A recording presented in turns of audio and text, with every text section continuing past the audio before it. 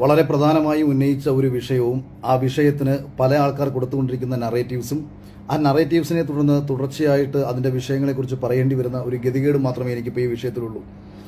സാധാരണ രീതിയിൽ ഒരു ഉന്നത തലപ്പത്തിരിക്കുന്ന ആൾക്കാർ ഏതെങ്കിലും ഒരു സ്ത്രീകളെ അനാവശ്യമായിട്ട് തങ്ങളുടെ കാര്യങ്ങൾക്ക് ഉപയോഗിച്ചു എന്ന് പറഞ്ഞാൽ പൊതുവെ ഈ സ്ത്രീപക്ഷവാദികളും ഈ പുരോഗമനവാദികളായിട്ടുള്ള ആൾക്കാർ ചെയ്യുന്ന ഒരു പൊതുരീതി എന്ന് പറയുന്നത് പൂർണ്ണമായിട്ടും ആ ആൾക്കാരെ വെളിച്ചത്ത് കൊണ്ടുവരാൻ വേണ്ടിയിട്ട് ഈ ആരോപണം ഉന്നയിച്ച ആളെ സപ്പോർട്ട് ചെയ്യുക എന്നുള്ളതാണ്. പക്ഷേ ദൗർഭാഗ്യവശാൽ നിങ്ങൾ നോക്കൂ, ഞാൻ ഈ വിഷയം പറയുന്ന സമയത്ത് ഞാൻ ചിന്തിച്ചിരുന്ന എന്തായിരുന്നു എൻ്റെ ഉദ്ദേശശുദ്ധി എന്നുള്ളതിൻ്റെ ഏറ്റവും പ്രധാനപ്പെട്ട കാര്യം ഞാൻ ആദ്യം വെളിപ്പെടുത്തുകയാണ്. നിങ്ങൾ ആലോചിക്കണം, സെലിബ്രിറ്റികളല്ലാത്ത ഒരാളെ പബ്ലിക് പ്ലാറ്റ്ഫോമിൽ വന്നിട്ട് വെറുതെ അവരുടെ പേര് വിളിച്ച് പറഞ്ഞാൽ നിങ്ങൾക്ക് അവർ ആരാന്ന് പോലും അറിയാൻ സാധ്യതയില്ല. അതുകൊണ്ട് തന്നെ ഏഷ്യാനെറ്റ് എന്ന് പറയുന്ന ചാനലിൻ്റെ തലപ്പത്തിരുന്നുകൊണ്ട് ബിഗ് ബോസ് ഷോയുടെ തലപ്പത്തിരുന്നുകൊണ്ട് ചില ആൾക്കാർ, അതായത് ഉന്നത തലപ്പത്തിരിക്കുന്ന രണ്ടുപേർ ഇന്നലകളിൽ കാണിച്ചു കൊണ്ടുവന്ന നെറുകേടുകൾ ഈ അവസാന നിമിഷം സിബിനെ പുറത്താക്കിയതുമായി ബന്ധപ്പെട്ട് ഞാൻ നടത്തിയ ഒരു ലൈവും അതിനെ തുടർന്ന് ഞാൻ പറഞ്ഞ കാര്യങ്ങളും അവിടെ ഞാൻ ചിന്തിച്ചത്, എനിക്ക് വേണമെങ്കിൽ ഏഷ്യാനെറ്റിൽ തന്നെ പോയിട്ട് ഈ രണ്ടു പേര് ഒരുപാട് അലിഗേഷൻസ് ഈ ചാനലിലിരുന്ന് കാണിക്കുന്നുണ്ട് എന്ന് എനിക്ക് പോയി പറയാം. പക്ഷേ അത് എന്തുകൊണ്ട് നടക്കത്തില്ല എന്ന് പറഞ്ഞാൽ ഏഷ്യാനെറ്റിൽ തന്നെ പ്രവർത്തിച്ചു കൊണ്ടിരുന്ന നിഷ എന്ന് പറയുന്ന ഒരു സ്ത്രീ ഇതിനു മുൻപ് ഞാൻ ആർക്കെതിരെയാണോ ആരോപണം ഉന്നയിച്ചത് അതേ ആൾക്കാർക്കെതിരെ ഇതിനു മുൻപ് മീറ്റു ആരോപണം ഉന്നയിക്കുകയും ലൈംഗിക അതിക്രമണങ്ങൾ ഞാൻ നേരിടേണ്ടി വന്നിട്ടുണ്ട്. ഇത്രയും വർഷക്കാലം അവിടെ വർക്ക് ചെയ്ത ഏഷ്യാനെറ്റിൽ വർക്ക് ചെയ്തിരുന്ന ഒരു പെൺകുട്ടിയായ എനിക്ക് ഇവരിൽ നിന്ന് ലൈംഗിക അതിക്രമം നേരിടേണ്ടി വന്നിട്ടുണ്ട് എന്ന് കംപ്ലൈന്റ് ചെയ്യുകയും അതേ പെൺകുട്ടിക്ക് ഏഷ്യാനെറ്റിൽ നിന്ന് പുറത്തു പോകേണ്ടി വന്ന ഗതികേടുമാണ് ഉണ്ടായിരുന്നത് എന്ന ഒരു യാഥാർത്ഥ്യം അറിയാവുന്ന ഞാൻ പോയിട്ട് ചാനലിൻ്റെ ഉന്നത ഉദ്യോഗസ്ഥന്മാരോടോ ഉന്നത ആൾക്കാരോടോ പോയി ഞാനിത് സംസാരിച്ചാൽ ഇതൊന്നും ആകില്ല എന്ന് വളരെ വ്യക്തമായിട്ട് എനിക്കറിയാം. അതുകൊണ്ട് തന്നെ ഒരു പബ്ലിക് പ്ലാറ്റ്ഫോമിൽ ഇത് പറയുകയും പൊതുജന അഭിപ്രായം ഈ വിഷയത്തിൽ ഉയർന്നു വരികയും ചെയ്യുന്ന ഘട്ടത്തിൽ ചാനലിൻ്റെ ഭാഗത്തു നിന്നും ഇവർക്കെതിരെ ഒരു നടപടി ഉണ്ടാകണം. ഇവർ ഇത്തരത്തിൽ കള്ളത്തരങ്ങൾ കാണിച്ചിട്ടുണ്ടോ, അല്ലെന്നുണ്ടെങ്കിൽ ഇവരുടെ ഭാഗത്തുനിന്ന് ഇത്തരം മോശമായ പ്രവണതകൾ ഉണ്ടായിട്ടുണ്ടോ എന്നുള്ളത് ചാനലിനെ മോശമായി ബാധിക്കുന്ന ഒരു വിഷയം കൂടിയാണ്, അല്ലെങ്കിൽ ഒരു ഷോയെ മോശമായി ബാധിക്കുന്ന ഒരു വിഷയമാണ്. അതുകൊണ്ട് ഇവരുമായി ബന്ധപ്പെട്ട് നമ്മൾ മുന്നോട്ട് പോകണം എന്നുള്ള കാര്യങ്ങളിൽ ആരാണ് തീരുമാനമെടുക്കേണ്ടത്? ചാനലാണ് തീരുമാനമെടുക്കേണ്ടത്. ആ ചാനൽ എന്ന് പറഞ്ഞാൽ ഞാൻ ഈ പറഞ്ഞ രണ്ടുപേരുമല്ല. അതുകൊണ്ട് തന്നെ ഈ രണ്ടുപേർക്കെതിരെ എന്ത് ആരോപണങ്ങൾ ആരുന്നയിച്ചാലും ചാനലിന്റെ ഭാഗത്തുനിന്ന് ആ അന്വേഷണം ഉണ്ടാവണം. ആ അന്വേഷണം ഉണ്ടാവുന്ന ഘട്ടത്തിൽ ഭയന്ന് വിറച്ച് ഒളിച്ചിരിക്കുന്ന പല ആൾക്കാർക്കും വളരെ ധൈര്യമായി ചെല്ലാനും ചാനലിന്റെ മുൻപിൽ തങ്ങളുടെ കാര്യങ്ങൾ പറയാനും പറ്റും. എനിക്കും പറയാനും പറ്റും. ഞാൻ ഇപ്പോൾ ഇന്ന ദിവസം ഞാൻ ഒരു സ്റ്റോറി ഇട്ടിട്ടുണ്ട്. കഴിഞ്ഞ ദിവസം ഏഷ്യാനെറ്റിലെ ആ സ്റ്റാഫിനെതിരെ ആ സ്റ്റാഫ് അന്ന് കൊടുത്തിട്ടുള്ള മീറ്റു ആരോപണവുമായി ബന്ധപ്പെട്ട് ഞാൻ കൊടുത്തിട്ടുണ്ട്. ഇനി ഞാൻ ഇങ്ങനെ ഒരു കാര്യം പറയുന്ന സമയത്ത് രണ്ടായാലും പേരും വേണ്ട പ്രശസ്തിയും വേണ്ട മുന്നോട്ട് പോകണ്ട എന്നുള്ള ഉദ്ദേശത്തിൽ തന്നെയാണ് ഞാൻ പറഞ്ഞതെന്ന് ഒരുവിധപ്പെട്ട എല്ലാ മനുഷ്യർക്കും അറിയാവുന്ന കാര്യമാണ്. കാരണം എനിക്കിത് പറയേണ്ട യാതൊരു സാഹചര്യവും ഉണ്ടായിരുന്നില്ല. പക്ഷെ എന്താണ് നിങ്ങൾ കണ്ടൊരു കാഴ്ച? എനിക്കെതിരെ ഇന്നലകളിൽ ബിഗ് ബോസിൽ പോയിരുന്ന ചില മത്സരാർത്ഥികൾ തിരിഞ്ഞ് പോസ്റ്റ് ഇടുകയാണ്. എന്തുകൊണ്ടാണ് ഇടുന്നതെന്നുള്ള കാര്യത്തിലാണ് ഞാനിപ്പോൾ ഈ പറയാൻ വരുന്നത്. ഇപ്പം ദിയാസന കഴിഞ്ഞ വർഷം ഒരു ഫേസ്ബുക്കിൽ ഒരു പോസ്റ്റ് ഇട്ടു. ഏഷ്യാനെറ്റിന്റെ തലപ്പത്തിരിക്കുന്ന ഒരു ഉന്നത ഉദ്യോഗസ്ഥൻ പല പെൺകുട്ടികളെയും ഇത്തരത്തിൽ ഉപയോഗിച്ചിട്ടുണ്ട് എന്ന് പറഞ്ഞിട്ട് ദിയാസന തന്നെ കഴിഞ്ഞ വർഷം ഒരു ഫേസ്ബുക്കിൽ ഒരു പോസ്റ്റ് ഇട്ടു. പിന്നീട് എനിക്ക് തോന്നുന്നത് അവരത് റിമൂവ് ചെയ്തു എന്നുള്ളതാണ്. അതായത് ആരോ ഇടപെട്ടത് കൊണ്ടാവാം, അല്ലെന്നുണ്ടെങ്കിൽ അത് വേണ്ട എന്ന് അവർക്ക് തോന്നിയത് കൊണ്ടാവാം, അല്ലെങ്കിൽ ആ സമയത്ത് വലിയ രീതിയിൽ അത് ശ്രദ്ധ കിട്ടാത്തത് കൊണ്ടാവാം. അപ്പോൾ അന്ന് അത് പറഞ്ഞ ദിയാസന ഇപ്പോൾ ഇതിൽ പറഞ്ഞേക്കുന്നത് ഏതൊക്കെ പെൺകുട്ടികളാണ് എന്ന് അഖിൽ പറയണം. സാധാരണ സിനിമയിൽ കാസ്റ്റിംഗ് കൗച്ച് ഉണ്ടെന്ന് പറഞ്ഞു കഴിഞ്ഞാൽ സിനിമയിൽ നമ്മൾ പറയാറുണ്ട് കാസ്റ്റിംഗ് കൗച്ച് ഉണ്ട്. അത് മലയാള സിനിമയിൽ അഭിനയിച്ചിട്ടുള്ള എല്ലാ നടിമാരെ ആക്ഷേപിച്ചാണെന്ന് കേരളത്തിൽ ഓരോ ദിവസവും ഓരോ നടിമാരും വന്നിരുന്നിട്ട് പറയുകയാണ്, നിങ്ങൾ എന്നെയാണോ ഉദ്ദേശിച്ചത്? എനിക്ക് കഴിവുകൊണ്ടല്ലേ കിട്ടിയത്, ഞാൻ കഴിവുകൊണ്ടല്ലേ കയറിയത്? അങ്ങനെ ആർക്കും തോന്നാറില്ല. കാരണം ഈ കോഴിയെ കട്ടവന്റെ തലയിലെ പൂടെ ഉണ്ടാകൂ എന്ന് പറയുന്നത് പോലെ ഏതെങ്കിലും രീതിയിൽ ഉള്ളിൽ ഭയമുള്ള ആൾക്കാരായിരിക്കും പലപ്പോഴും പ്രതികരിക്കുന്നത്. അല്ല എന്നുണ്ടെങ്കിൽ ഈ ചാനലിന്റെ തന്നെ ആൾക്കാർ നിങ്ങൾ ആലോചിച്ച് നോക്കൂ, വളരെ സ്വാധീനമുള്ള ഇന്നലകളിൽ ഒരുപാട് ഓൺലൈൻ മാധ്യമങ്ങളെയും അതുപോലെ തന്നെ ഈ മത്സരാർത്ഥികളെയും ഒക്കെ തന്നെ സ്വാധീനിക്കുകയും അവർക്ക് അവസരങ്ങൾ കൊടുക്കുകയും ചെയ്തിട്ടുള്ള ഈ ആൾക്കാർ ഞാൻ ഈ പറയുന്നത് കേട്ട് മിണ്ടാതിരിക്കുമെന്നാണോ കരുതുന്നത്? അവർ ഉറപ്പായും ഇവരെയൊക്കെ ബന്ധപ്പെടും, എനിക്കെതിരെ തിരിയാനുള്ള എല്ലാ കാരണങ്ങളും ഉണ്ടാക്കും. അതിലിവർ സൃഷ്ടിക്കുന്ന ഒരു പ്രധാനപ്പെട്ട നറേറ്റുകളിൽ ഒന്നാണ് സ്ത്രീകളെ ഒന്നടങ്കം ഞാൻ ജനറലൈസ് ചെയ്ത് ആക്ഷേപിച്ചു എന്നുള്ളത്. എന്റെ വീഡിയോ കണ്ടിട്ടുള്ള എല്ലാവർക്കും അറിയാം ഞാൻ അങ്ങനല്ല പറഞ്ഞത്. ഞാൻ പറഞ്ഞത് സിബിൻ എന്ന് പറയുന്ന മത്സരാർത്ഥിയെ ഇത്തവണ അവർ പുറത്താക്കി. ഇത്തരം ആൾക്കാർ കഴിഞ്ഞ സീസണിൽ ഞാൻ പുറത്താവാൻ ആഗ്രഹിച്ചിരുന്നു. എന്നെ പുറത്താക്കാൻ വേണ്ടി അവർ പരമാവധി ശ്രമിച്ചിരുന്നു. അതിനു മുൻപ് ഇവർ പല സ്ത്രീകളെയും ഇതിലേക്ക് അവരുടെ താല്പര്യങ്ങൾ സംരക്ഷിക്കാൻ വേണ്ടി ഉപയോഗിച്ചിരുന്നു. സ്വാഭാവികമായിട്ട് ഞാനിത് പറഞ്ഞാൽ ഈ എൻ്റെ ഒപ്പമുള്ള മത്സരാർത്ഥികളായാലും ഇന്നലകളിൽ പ്രവർത്തിച്ച മത്സരാർത്ഥികളായാലും അവരെന്താണ് പറയേണ്ടത്? അഖില് പറഞ്ഞ കാര്യങ്ങൾ സത്യമാണെങ്കിൽ ഞങ്ങൾ അഖിലിന് പിന്തുണ കൊടുക്കുന്നു, ഞങ്ങൾ അഖിലിനൊപ്പം നിൽക്കുന്നു, ആരെയാണ് ഉപയോഗിച്ചതെന്ന് പറയാം എന്ന് പറഞ്ഞല്ലേ ഓരോ സ്ത്രീകളും മുന്നോട്ട് വരേണ്ടത്. അതായത് അവർക്ക് എവിടാണ് ഒരുവൻ ആത്മധൈര്യം ഉണ്ടാവുന്നത്? തെറ്റ് ചെയ്തിട്ടില്ല എന്നുള്ള ബോധ്യമുള്ള ഒരുവനാണ് ആത്മധൈര്യം ഉണ്ടാവുന്നത്. തെറ്റ് ചെയ്യാത്ത ഏതൊരു സ്ത്രീക്കും ധൈര്യമായിട്ട് ഫേസ്ബുക്കിൽ ഒരു പോസ്റ്റ് ഇടാം, അഖില് പറ. ഏഷ്യാനെറ്റിലെ ഈ ആൾക്കാർ ഇന്നലകളിൽ ബിഗ് ബോസിൽ വന്നു പോയിട്ടുള്ള ഏത് പെൺകുട്ടികളാണ് ഇങ്ങനെ സംസാരിച്ചത്? നിങ്ങൾ മനസ്സിലാക്കണം, ഈ പോയിട്ടുള്ള അവസരങ്ങൾക്ക് വേണ്ടിയിട്ട് പോയിട്ടുള്ള ഒരാളും വരില്ല എന്ന് മാത്രമല്ല, ഇവരെല്ലാവരും എനിക്കെതിരെ തിരികുകയും ചെയ്യും. ഇവരുടെയൊക്കെ ഭയം അതാണ്. കാരണം ഇവർക്ക് സ്വന്തം കഴിവിനപ്പുറത്തേക്ക് ഇവർ ഇങ്ങനെ പോയി ആരെല്ലാം എനിക്കെതിരെ തിരിയുന്നോ അവരൊക്കെ തന്നെ ഇത്തരം ആൾക്കാരുടെ ചട്ടുകമായി മാറുന്നത് കൊണ്ടാണ്. യഥാർത്ഥത്തിൽ ഒരു സ്ത്രീയോടോ താല്പര്യമുള്ളവരോ അല്ലെങ്കിൽ ഒരു പെൺകുട്ടിക്ക് നീതി നിഷേധിക്കപ്പെട്ടു എന്ന് തോന്നുന്നവരോ ഞാൻ പറഞ്ഞു, നിങ്ങൾ കോമൺ സെൻസിൽ ആലോചിച്ചാൽ മതി. കേരളത്തിൽ നമ്മൾ ഇന്നലകളിൽ കണ്ടിട്ടുള്ള കാര്യങ്ങൾ വെച്ചിട്ട് നിങ്ങൾ കോമൺ സെൻസിൽ ആലോചിച്ചാൽ മതി. അഖിൽമാരാർ വന്നിരുന്ന് പറയുകയാണ്, ഏഷ്യാനെറ്റിലെ ഉന്നതരായിട്ടുള്ള രണ്ടുപേർ ബിഗ് ബോസിൽ ഇതിനു മുൻപ് വന്നിട്ടുള്ള കുറച്ച് പേരെ ഉപയോഗിച്ചിട്ട് ശ്രമിച്ചിട്ടുണ്ട് എന്ന് പറഞ്ഞു കഴിഞ്ഞാൽ, അഖിലെ നീ ആരാന്ന് പറ, ഞങ്ങൾ നിന്റെ കൂടെ നിൽക്കാം എന്ന് പറഞ്ഞു വരുന്നതിന് പകരം ഞാനല്ല, ഞാൻ അങ്ങനെ പോയിട്ടില്ല, അതിന് ഞാൻ അവരുടെ ആരെങ്കിലും പേര് പറഞ്ഞു, ഞാൻ ഇവരുടെ ആരുടെയെങ്കിലും പേര് പറഞ്ഞു ഇവരെങ്ങനെ പോയിട്ടുണ്ടോ ഇല്ലയോ എന്നുള്ള കാര്യം. ചിലപ്പോൾ ഒരാളെ ആയിരിക്കും ഉപയോഗിച്ചിട്ടുള്ളത്, ഒരാളെ. 100 സ്ത്രീകൾ ഇതിൽ പോയിട്ടുള്ളതിൽ ഒരാളെ ഉപയോഗിക്കാൻ പാടുണ്ടോ? അതെന്താ ഇവർ മനസ്സിലാക്കാത്തത്? പിന്നെ രണ്ടാമത്തെ കാര്യം, ഒരാൾ നമ്മളോട് പറയുന്ന പേഴ്സണലായിട്ട് പറയുന്ന ചില കാര്യങ്ങൾ, അല്ലെങ്കിൽ ചേട്ടാ ഇങ്ങനെ സംഭവിച്ചിരുന്നു എന്ന് മറ്റൊരാളിൽ നിന്ന് ഞാൻ അറിയുന്ന കാര്യങ്ങൾ എനിക്കെങ്ങനെയാണ്? ഞാനാണോ വിക്ടിം? ഞാനല്ല വിക്ടിം.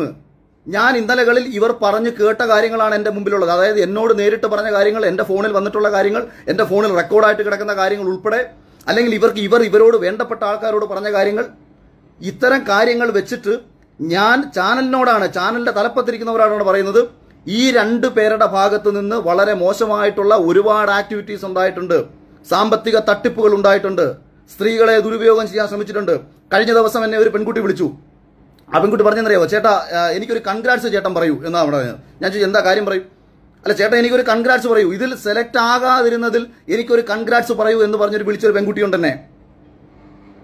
അതേപോലെ ഇപ്പൊ എന്താണ് ഇവരുടെ പ്ലാൻ എന്ന് പറയാം. ഇപ്പൊ 6 പേരടങ്ങുന്ന ഒരു ഇന്റർവ്യൂ പാനലാണുള്ളത്. 3 പേർ എൻ്റെ മോൾഷൻ്റെയും 3 പേർ ഏഷ്യാനെറ്റിന്റെയും. ഞാൻ വളരെ വ്യക്തമായി എവിടെയും പറയുന്നു, ഏഷ്യാനെറ്റിന്റെ ബിസിനസ് ഹെഡായിട്ടുള്ള കിഷൻ എന്ന് പറയുന്ന മനുഷ്യന്റെ ഹൈ ക്വാളിറ്റി സ്വഭാവവും അദ്ദേഹത്തിന്റെ ഒരു സ്നേഹവും ഇടപെടലും തന്നെയാണ് എനിക്ക് ഇത്രയും നാളും ഇതൊന്നും പറയണ്ട എന്ന് ഇതിനു മുൻപ് വരെ തോന്നാതിരുന്നൊരു കാര്യം. ഞാൻ ചില കാര്യങ്ങൾ അദ്ദേഹത്തെ പേഴ്സണലി അറിയിച്ചിട്ടുണ്ട്. ഒരു പ്രോഗ്രാമുമായി ബന്ധപ്പെട്ട് ഞാനൊരു ഹോട്ടലിൽ താമസിക്കാൻ പോയപ്പോൾ ആ ഹോട്ടലിന് 1800 രൂപ മുതൽ 2000 രൂപ വരെ കോർപ്പറേറ്റ് സെക്ടറിൽ റെന്റ് കൊടുക്കുന്ന ഒരു ഹോട്ടലിന് എൻ്റെ കയ്യിൽ നിന്ന് 5500 രൂപ പെർ ഡേ എഴുതി 2 ദിവസത്തേക്ക് 11,000 രൂപ എഴുതി ഒപ്പിട്ട് മേടിച്ചതിന്റെ ബില്ല് ഞാൻ ഇദ്ദേഹത്തിന് അയച്ചു കൊടുക്കുകയും ഇതിനകത്ത് സാമ്പത്തിക തട്ടിപ്പുണ്ടെന്ന് ഞാൻ പറഞ്ഞതാണ്. ഏഷ്യാനെറ്റിനെ പറ്റിക്കുകയാണ് ഇവരെന്ന് പറഞ്ഞതാണ്. ചാനലിനെയും ചാനലിന്റെ തലപ്പത്തിരിക്കുന്ന ആൾക്കാരെയും പറ്റിച്ചുകൊണ്ട് പല മത്സരാർത്ഥികൾക്കും യഥാർത്ഥ പൈസ കൊടുക്കാതെ പലരെയും വിളിച്ചിട്ട്, ഇത് സിനിമയിൽ നടക്കുന്ന കാര്യമാണ്. സിനിമയിൽ വർക്ക് ചെയ്തിട്ടുള്ള ഒരുവിധപ്പെട്ട എല്ലാവർക്കും അറിയാവുന്ന ഒരു കാര്യമാണ്. ഒരുപാട് ആൾക്കാരെ സിനിമയിൽ അഭിനയിക്കാൻ വിളിക്കും. എന്നിട്ട് ഈ പ്രൊഡക്ഷൻ കൺട്രോളർമാർ പറയും, എടാ നിനക്ക് അറിയാമല്ലോ, ഇത് നിന്റെ ജീവിതത്തിൽ ഏറ്റവും വലിയൊരു ഭാഗ്യമാണ്, ഈ കിട്ടുന്ന അവസരം പരമാവധി ഉപയോഗിച്ചോണം, പിന്നെ പൈസയും കാര്യങ്ങളൊന്നുമില്ല. ഒരുവിധപ്പെട്ട പിള്ളേരെല്ലാവരും വരികയും അഭിനയിക്കുകയും പൈസ മേടിക്കാതെ പോവുകയും ചെയ്യും. കാരണം അവർ ഇതിനകത്ത് അവർക്ക് അവസരം കിട്ടിയല്ലോ. പക്ഷേ ഈ പ്രൊഡക്ഷൻ കൺട്രോളർ എന്ത് ചെയ്യും? 10,000 രൂപ മുതൽ 50,000 രൂപ വരെ എഴുതിയെടുക്കാനുള്ള സാഹചര്യം ഉണ്ടാക്കി അയാൾ എഴുതിയെടുക്കും. അതുപോലെ ഒരുപാട് പിള്ളേരെ ജൂനിയർ ആർട്ടിസ്റ്റുകളായിട്ട് വിളിക്കും. എന്നിട്ട് ജൂനിയർ ആർട്ടിസ്റ്റുകളുടെ പൈസ ഒരുപാട് പ്രൊഡക്ഷൻ കൺട്രോളർമാർ എഴുതിയെടുക്കാറുണ്ട്. ഞാൻ ഇനി ഒരുപാട് പ്രൊഡക്ഷൻ കൺട്രോളർമാരെന്ന് പറഞ്ഞാൽ എന്നെയാണോ ഉദ്ദേശിച്ചത്, അഖിൽ ആരെയാണ് ഉദ്ദേശിച്ചതെന്ന് പറഞ്ഞുകൊണ്ട് വരണം. അഖിൽ കൃത്യമായിട്ട് പറയണം, കേരളത്തിൽ കിടക്കുന്ന എല്ലാ പ്രൊഡക്ഷൻ കൺട്രോളർമാരെ അഖിൽ അങ്ങനെ പറഞ്ഞു എന്നൊന്നും ആരും പറയേണ്ട കാര്യമില്ല. ആർക്കെങ്കിലും ദുരനുഭവം ഉണ്ടെങ്കിൽ അവരവരുടെ പേരങ്ങ് പറഞ്ഞേക്കുക. ഇത് ഒരു പരമമായ യാഥാർത്ഥ്യമാണ്, നമ്മുടെ കൺമുന്നിൽ നടന്നുകൊണ്ടിരിക്കുന്ന പരമമായ യാഥാർത്ഥ്യമാണ്. ആ യാഥാർത്ഥ്യം വിളിച്ചു പറയാൻ എല്ലാവരും ഭയപ്പെടുന്നത് ായാലും ജീവിക്കണം എന്ന് പറയുന്ന മറ്റൊരുവൻ എത്ര നശിച്ചാലും വേണ്ടിയില്ല, എന്റെ ജീവിതം മുന്നോട്ട് കൊണ്ടുപോയാൽ മതി, ഏതൊരു പെൺകുട്ടി നശിച്ചാലും കുഴപ്പമില്ല, എനിക്ക് മുന്നോട്ട് പോയാൽ മതി എന്ന് പറയുന്ന കാര്യങ്ങളാണ്. ഇനി വഴിയിൽ വെച്ചിട്ട് ഞാനിപ്പോൾ ചില കാര്യങ്ങൾ പ്രൂഫ് ചോദിക്കും. ഒരു പെൺകുട്ടിയെ ഒരുവൻ ഉപദ്രവിച്ചു, സെക്ഷൽ ഇന്റർകോഴ്സ് നടക്കാത്തിടത്തോളം കാലം ആ പെൺകുട്ടി എന്ത് പ്രൂഫാണ് കൊടുക്കുന്നത്? നീയൊക്കെ കോമൺ സെൻസ് ഉണ്ടെങ്കിൽ ഒന്ന് ചിന്തിക്ക്. എന്നെ സപ്പോർട്ട് ചെയ്യുന്ന ആൾക്കാരോട് സ്നേഹത്തോടു കൂടി പറയുകയാണ്, എന്നെ എതിർക്കുന്നവന്മാരുടെ അടുത്ത് പുച്ഛത്തോടെ പറയുകയാണ്. ഒരു പെൺകുട്ടിയെ ഒരാൾ പീഡിപ്പിച്ചു എന്ന് പറഞ്ഞാൽ സെക്ഷൽ ഇന്റർകോഴ്സ് നടക്കാത്ത ഒരു പീഡനമാണെങ്കിൽ ആ പെൺകുട്ടി പറയുന്നതിനപ്പുറം ആ പെൺകുട്ടി എന്ത് പ്രൂഫാ കൊടുക്കുക? ഒരു പെൺകുട്ടി നടന്നു പോകുന്ന സമയത്ത് ഒരുത്തൻ ലൈംഗിക ചേഷ്ടയോടുകൂടി അവന്റെ ലൈംഗിക അവയവം കാണിച്ചു, ആ പെൺകുട്ടി എന്ത് പ്രൂഫാ കൊടുക്കുക? ഒരാളെ തെറി വിളിച്ചു, ആ തെറി വിളിക്കുന്ന കാര്യത്തിന് എന്ത് പ്രൂഫാ കൊടുക്കുക? ഒരാളിപ്പോൾ എന്നെ വിളിച്ചിട്ട് ഒരു വിഷമം പറയുകയാണ്, ചേട്ടാ ഞാൻ സീസണിൽ ഇങ്ങനെ പോയ സമയത്ത് എന്നോട് അയാൾ ഇങ്ങനെ സംസാരിച്ചു, എനിക്കത് ഭയങ്കര വിഷമമായി, ചേട്ടൻ മനസ്സിൽ വെച്ചാൽ മതി, ഞാൻ ചേട്ടനോടായതുകൊണ്ടൊന്ന് വിളിച്ച് പറഞ്ഞതാ, പക്ഷെ ഇങ്ങനൊരു സംഭവം ഉണ്ടായി എന്ന് എന്നോട് ഒരാൾ വിളിച്ച് പറഞ്ഞാൽ അയാളുടെ വിഷമമാണ് ഞാൻ കേൾക്കുന്നത്. ഇതുപോലെ പല ആൾക്കാരുടെയും പല പ്രശ്നങ്ങളും എൻ്റെ ചെവി കിടപ്പുണ്ട്. അപ്പൊ ഇത്തരം കാര്യങ്ങൾക്ക് ഞാൻ എന്ത് പ്രൂഫാ കൊടുക്കുക? അപ്പൊ പ്രൂഫ് എന്ന് എല്ലാ കാര്യത്തിനൊന്നും പ്രൂഫില്ല. അനുഭവിക്കപ്പെട്ടവനുണ്ട്. അതിനാകെ എനിക്ക് ചെയ്യാൻ പറ്റുന്ന ഒരു കാര്യം എന്ന് പറയുന്നത്, ഇത്തരക്കാരെ നിയമത്തിന്റെ മുമ്പിൽ ശിക്ഷിക്കാൻ എനിക്ക് പറ്റത്തില്ല. കാര്യം എന്താണെന്ന് ചോദിച്ചു കഴിഞ്ഞാൽ, ഇന്നലകളിൽ ഇവർക്കൊപ്പം പോയിട്ടുള്ള ആൾക്കാർ ഇവരാരും തന്നെ ഒരു കാരണവശാലും ഇനി വരത്തില്ല, ഇനി ഒരു കാരണവശാലും വരത്തില്ല. കാരണം അത്രയേറെ സ്വാധീനങ്ങൾ ഇവർക്കുണ്ട്, അവരത് ചെലുത്തും, അത് ഉപയോഗിച്ചുകൊണ്ട് പലവിധ വർക്കുകളും നമുക്കെതിരെ നടത്തും. പിന്നെ ചോദിക്കുന്നവന്മാർക്കും എനിക്കെതിരെ ഏതെങ്കിലും രീതിയിൽ പറയാൻ ആഗ്രഹിക്കുന്ന സ്ത്രീകളുണ്ടെന്നുണ്ടെങ്കിൽ, അതായത് നിങ്ങൾ മനസ്സിലാക്കേണ്ട കാര്യം, നിങ്ങൾ പറയണം, ഇവർക്കെതിരെ നിങ്ങൾ പോയി പറയണം, നിങ്ങൾ ഏഷ്യാനെറ്റിൽ പോയി പറയണം, കംപ്ലൈന്റ് ഇവർക്കെതിരെ അന്വേഷണം പ്രഖ്യാപിക്കാൻ പറയണം.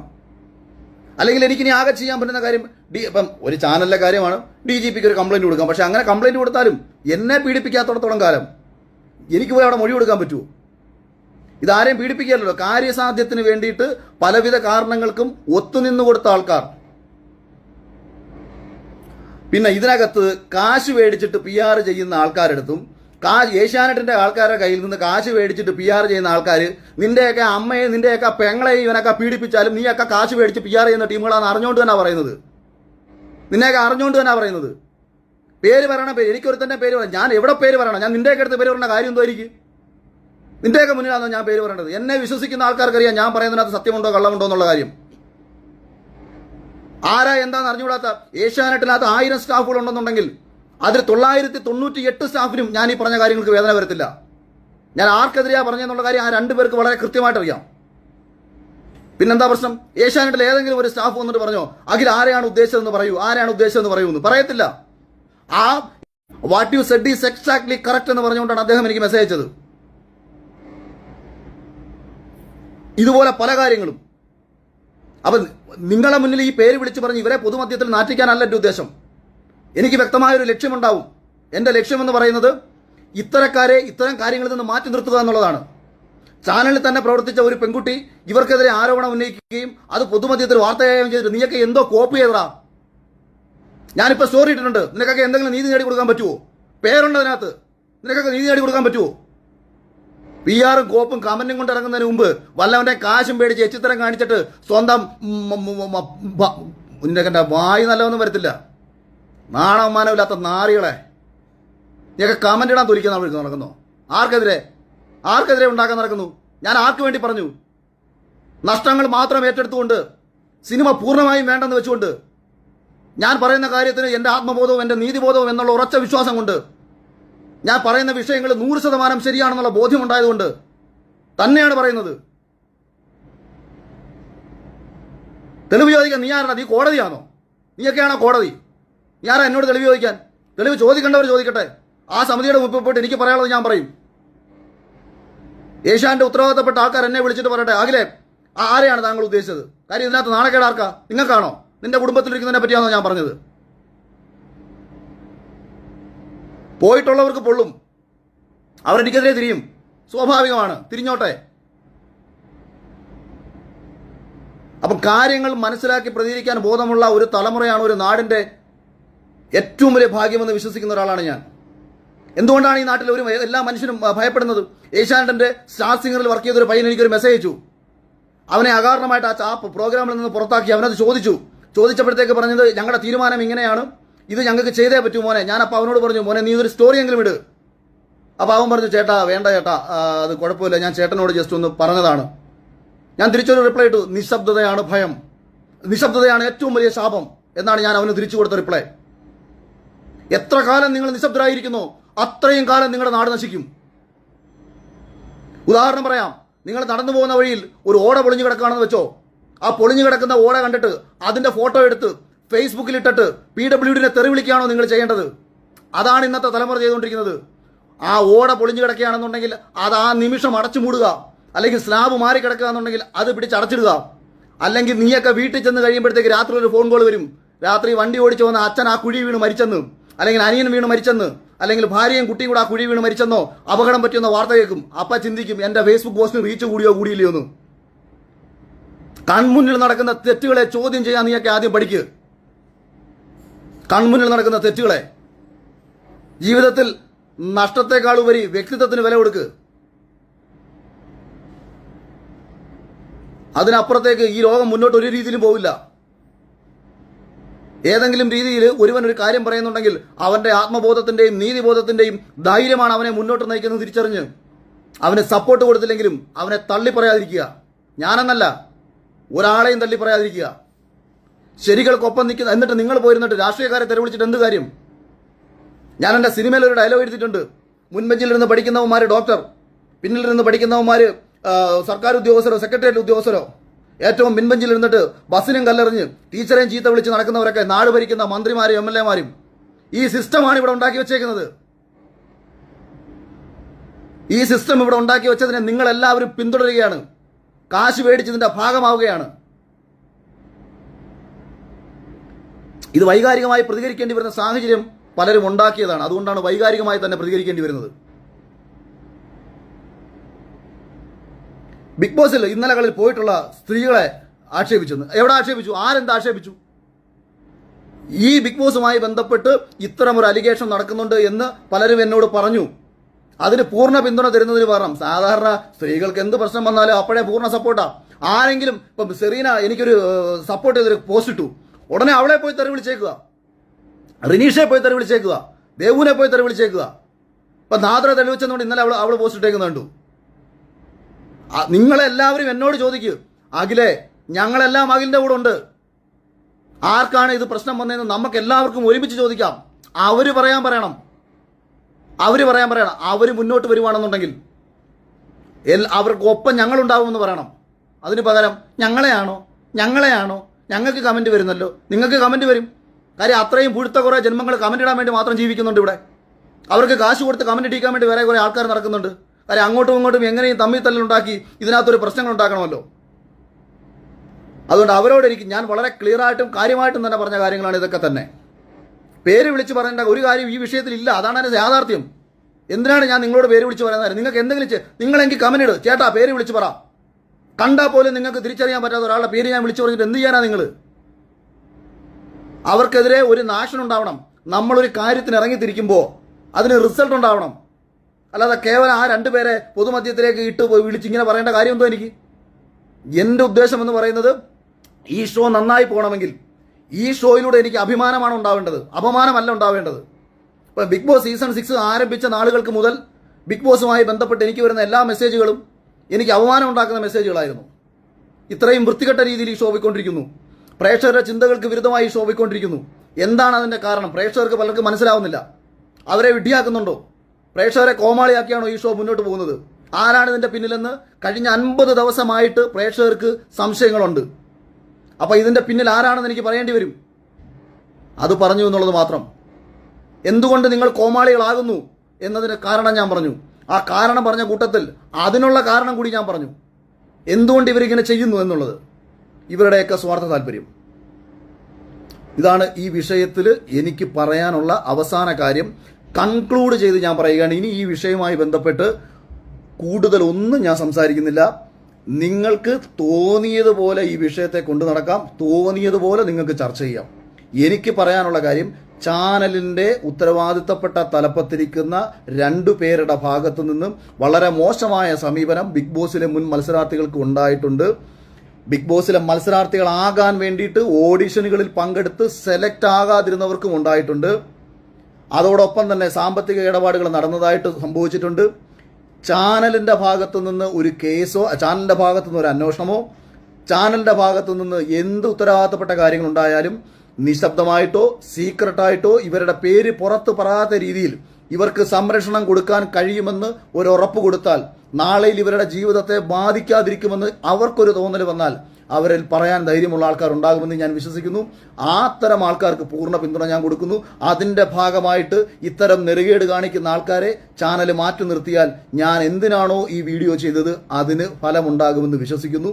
ഇനി അതല്ല, കാശ് മേടിച്ച് കുറെ PR ടീമുകൾ വന്നിട്ട് ഇനി എനിക്കെതിരെ ഇനി എന്തെങ്കിലും പറഞ്ഞാലും അവന്മാരെ സപ്പോർട്ട് ചെയ്തുകൊണ്ട് ആവർത്തിച്ച്, കാരണം എൻ്റെ കയ്യിൽ 5 പൈസ ഒരുത്തനും കൊടുക്കാനുമില്ല, ഒരുത്തനും കൊടുത്ത് എന്നെ ഒരു സപ്പോർട്ടും ആരും ചെയ്യാൻ ഞാൻ പോകാറുമില്ല. അത് കൊടുക്കാൻ ശേഷിയുള്ള ആൾക്കാർ കാശ് ഇറക്കി ഈ വിഷയത്തിൽ ന്യായീകരിക്കാനുള്ള ശ്രമം മാക്സിമം നടത്തും. ചിലപ്പോൾ ഇന്നലകളിൽ ബിഗ് ബോസിൽ വന്നു പോയിട്ടുള്ള എല്ലാ സ്ത്രീകളെയും രംഗത്തിറക്കിയിട്ട് ഇവർക്ക് വേണമെങ്കിൽ എനിക്കെതിരെ പറയാം. ഇതൊക്കെ പറഞ്ഞാലും ഞാൻ പറഞ്ഞതിൽ ഞാൻ ഉറച്ചു തന്നെ നിൽക്കുകയാണ്. പിന്നെ ഈ ഒരു കാര്യത്തിൽ ചാനലിന്റെ ഭാഗത്തുനിന്ന് ഒരു അന്വേഷണം ഉണ്ടാവട്ടെ എന്ന് മാത്രമേ എനിക്ക് ഈ വിഷയത്തിൽ പറയാനുള്ളൂ. നല്ല രീതിയിൽ ഈ ഷോ അടുത്ത സീസണിൽ മുന്നോട്ട് പോകണമെങ്കിൽ ഇത്തരം കൃമികളെ ഇതിൽ നിന്ന് അടിച്ചു പുറത്താക്കിയാൽ ചാനലിനും കൊള്ളാം, ഈ ഷോ കാണുന്ന പ്രേക്ഷകർക്കും കൊള്ളാം. ഇതിൽ കൂടുതലൊന്നും പറയാനില്ല. മറ്റെന്തെങ്കിലും ഞാൻ വിട്ടുപോയിട്ടുണ്ടോ, ആരെങ്കിലും പറഞ്ഞിട്ടുണ്ടെങ്കിൽ അതിനൊരു മറുപടി പറയാൻ, കൺക്ലൂഡ് ചെയ്യാൻ വേണ്ടിയിട്ട് മാത്രം.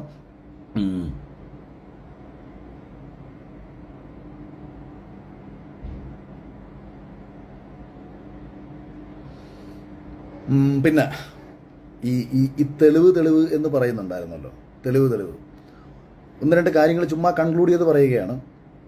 നമ്മുടെ ഉമ്മൻചാണ്ടി സർക്കാരിനെതിരെ സരിത വിഷയവുമായി ബന്ധപ്പെട്ട് വലിയ ആരോപണം വന്നു. എന്തെങ്കിലും തെളിവുണ്ടായിട്ടാണോ ഒരു മുഖ്യമന്ത്രിക്കെതിരെ കടുത്ത ആരോപണം അപ്പുറത്തുള്ള ഭാഗത്ത് ഉന്നയിച്ചത്? പിണറായി വിജയനെതിരെ സ്വപ്ന വിഷയവുമായി ബന്ധപ്പെട്ട് നിരവധി ആരോപണങ്ങൾ ഉണ്ടായിട്ടുണ്ട്. ബന്ധപ്പെട്ടിട്ടുള്ള ഒരു അന്വേഷണ ഏജൻസിക്ക് മുമ്പിൽ മാത്രം കൊടുക്കുമ്പോൾ മാത്രമേ അതൊരു തെളിവായി ബോധ്യപ്പെടൂ. ബാക്കി എല്ലാം ഫാബ്രിക്കേറ്റ് ചെയ്യാൻ പറ്റുന്നൊരു കാലമാണെന്ന് നിങ്ങൾ ആലോചിക്കുക. ഇതിന്റെ വിശ്വാസ്യതയും കാര്യങ്ങളും ഒക്കെ പരിശോധിക്കേണ്ടത് ഒരു അന്വേഷണ ഏജൻസിയാണ്. എനിക്ക് ആകെ ചെയ്യാൻ പറ്റുന്നത് ഈ 2 പേരുടെ പേര് വിളിച്ചു പറഞ്ഞ് ഇവരെ പൊതുമധ്യത്തിൽ നാറ്റിക്കാമെന്നുള്ളതാണ്. അത് അല്ല എൻ്റെ ഉദ്ദേശം. അതുകൊണ്ട് ഒരു കാര്യവുമില്ല. ഒന്നാമത് ഇവരെ നിങ്ങൾക്ക് അറിയില്ല, അതാണ് മെയിൻ പ്രശ്നം. ഇവരുടെ ഫേസ് എന്താണെന്നറിയില്ല, ഇവരാരാ നിങ്ങൾക്കറിയില്ല. ഇവർക്കെതിരെ നിങ്ങൾക്കൊന്നും ചെയ്യാനും പറ്റത്തില്ല. നിങ്ങൾ കമന്റ് ഇട്ട് മരിക്കും. ഇത് പൊതുമധ്യത്തിൽ ചർച്ചയാകുമ്പോൾ ഉത്തരവാദിത്തപ്പെട്ട ആൾക്കാരുടെ ഭാഗത്ത് നിന്ന് നടപടി ഉണ്ടാകണം എന്നുള്ളത് മാത്രമാണ് ചിന്ത.